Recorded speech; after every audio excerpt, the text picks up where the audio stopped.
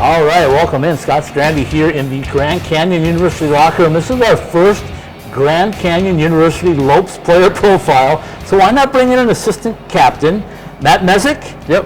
Look at that. You got it right on the first try, folks. Normally that doesn't happen to me, but Matt, welcome in. Thank you. Yeah, I appreciate it. Thanks for having me. Okay, you're two here at Grand Canyon, from New Jersey originally. Yep. But you got here a little different route than just coming New Jersey to Grand Canyon, Phoenix, Arizona. Oh, yeah. Tell us about it. So I played juniors for a couple of years. Played in Massachusetts, South Shore. Played in Philly. Played in Connecticut. Then after that, had a couple offers. Didn't quite have the grades, so I ended up going to Wilson State and played D2 there for a couple of years, and liked it. But weather wasn't really for me. I'll tell you, when we went for regionals, we actually came to Tempe. Right. And when we left, when we were flying out, it was negative 57. Right. And when we flew in, it was 75 and sunny. So, right. I mean, that was pretty much my first, taste of the good life as far as winter and, wearing flip-flops everywhere to practice and stuff, so. Okay, so you decided to come to Grand Canyon University. You know they're an ACHA D1 program. Yep. You played last year with them. Before we talk hockey, let's talk university. Everybody that goes to Grand Canyon immediately falls in love with the campus and everything about it. Tell us your thoughts. That was really what got me. I visited University of Arizona as well, but there's a couple of other schools I was looking at, and just between the campus and everything is gorgeous. Close to my family. I have family in Chandler. My brother's there. So it was a pretty. It's just a very good feel. You know what I mean? Yeah, absolutely. It's nice, like it here. Meeting Danny, is very, very comforting, and I wanted to come to a program that was building and trying to make something happen. Okay, so let's talk about that building. Last year, as you would expect, I guess, with a first-year D1 program, you took your lumps, but you also had some really close games, and you had some games that maybe, as you look back at the end of this last season, you're probably going like, we should have had that one. We should have had that one. We should have had that one, because you guys played a lot of close games. So how do you take close game losses and turn it around into close game wins? Right. It's obviously tough. It's tough on the confidence and everything. But when you're in there battling every game, it doesn't really matter. The outcome. Like as long as the boys are battling. Like that's really at the end of the day what matters. That's what matters. So the fact that we're in these close games and we have these opportunities to beat these top 5, top 10, top 20 teams really shows that we are there. And whether it's a year off, like I think this year will be a big year with we lost 3 guys who were key guys, but at the same time all the guys that we're bringing back are quality guys that can really make something happen, I think. Okay, so you saw Grand Canyon from the outside when you were at Williston State at the D2 program, and the competitiveness of D2. It's a little different ball game in the fact that you got tournaments and things like that to get into the national tournament. Of course. Now you're in a conference, first year for Grand Canyon in that. How important do you think that's going to be to recruiting more players to come here? I think it's good for recruiting. It's good for our schedule, strength of schedule, things like that. Like the amount of games that we get in our own building is important as well. Being able to play in front of our fans, and stuff like that. It's good for the team. It's good for morale, and overall, at the end of the day, it'll be easier to get guys to come into the program when we play all teams that are in the top 5, top 10, top 15 every year. So. Let's talk about the building because it's unique, and we cover NCAA hockey at Arizona State, and I always ask the players that come in there to play at an NCAA D1 level and you're at Oceanside Ice Arena, how does it feel, right? And they'll all be honest with me initially and they'll say, I'm shocked. I was shocked when I got there. I didn't realize what it really was. But then they'll quickly flip it around and they'll say, this is our home, and it's our home ice and we don't lose at home. Arcadia Ice has been around for a long time, but AZ Ice Arcadia as it is now is your home.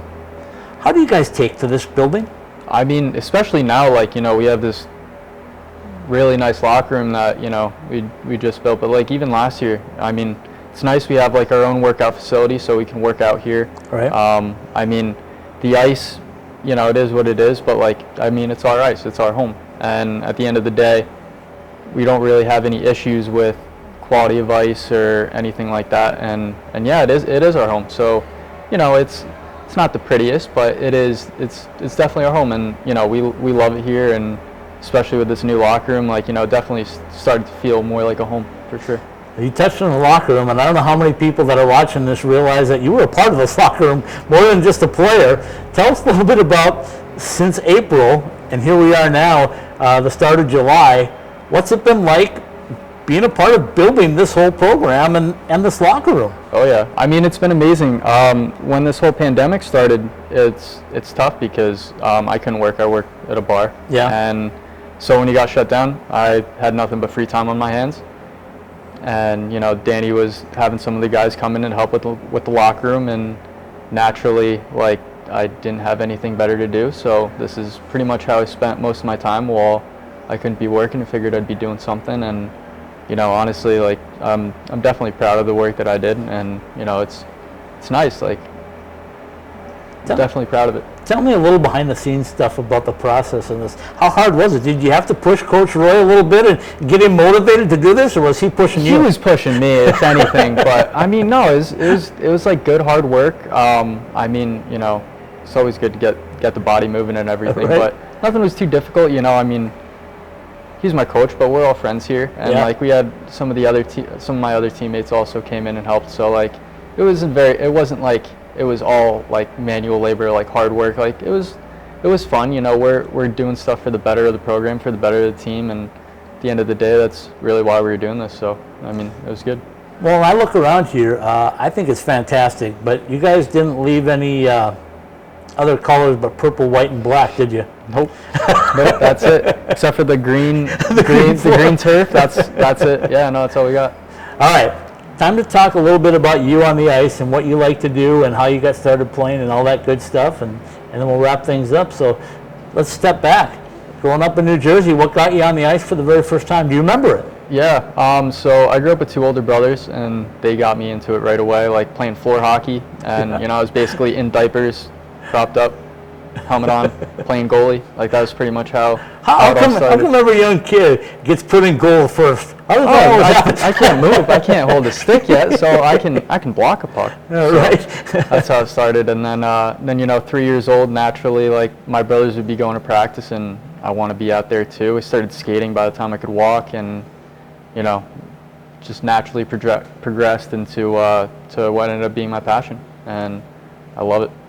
Okay, so what's your style? What's your style on the ice here at Grand Canyon? What do you want to do? What do you want to contribute day in and day out to this program on the ice? At the end of the day, like, I like to be like a good team guy, so I'm not really going to pick fights or start fights with anyone, but at the same time, like, you're going to see me and my work ethic and how hard I work on the ice and off the ice, and at the end of the day, like, that's sort of what drives me as far as, you know, when somebody looks at me, they don't think I'm lacking in any areas, you know what I mean? Like, I'm working hard, I'm putting in the work, and you know, I'm trying to make it a good experience for everybody involved, and trying to get the team together and mesh and gel and all that stuff. So, For those that haven't seen you play, what's your strength? What do you like to do? I'd say my speed, my stick handling, but I'm also, I mean, pretty fierce little guy out there, you know, like, I won't back down from anyone. I won't back down from, you know, a fight or anything, scuffle in front of the net. Like, I'll always, you know, have my teammates' backs. It's definitely very important to me. Eating shots, that's another one that doesn't feel good, but, you know, it's important for the team. So I want to wrap things up on two notes. It's a two-part question. Number one, tell me about how important it is for you to wear a letter, and how important it is for you to demonstrate that you deserve a letter. That's part one. And part two is, tell everybody here at Grand Canyon and everybody that might be watching around the country that what they can expect to see from a Grand Canyon University Lopes hockey team. Gotcha. So first, I mean, wearing a leather, like, obviously there's a lot of pride, and it's very humbling. Like, it's very warming to feel that, you know, sense of belonging here. Like, Yeah. I get to feel like an important part, and I mean, it really just boils down to making me work harder. Like, it's one of those things, like, you don't have a letter on your shirt for nothing. Like, you can't be, you know, lacking, or you can't be not working hard. So that's definitely very important. As far as GCU goes, I think that we're going to have a very strong year. I think we're going to turn some of those overtime losses into some wins, and hopefully get them in regulation so we don't have to see as many overtimes. But yeah, no, I'm definitely looking forward to see what this year has to bring. Hopefully we have a season, but you never know. So got to be prepared for everything. Well, COVID-19 did its number, but it didn't do anything to the hearts here at Grand Canyon, because I can tell you guys are fired up. You're ready to go. I can tell by the new guys you brought in a lot of talent to mix with the talent you already have. So, oh, yeah. Matt Mezik, thanks for joining us on the Grand Canyon University Lopes Player Profile. Looking forward to seeing you on the ice and seeing what's going to happen with this program. Thank you. Yeah, I appreciate you. Thank you for having me. Thanks for spending time. No handshakes, it's fist bumps. Fist bumps? I like it. All right, that's another Grand Canyon University Lopes Player Profile.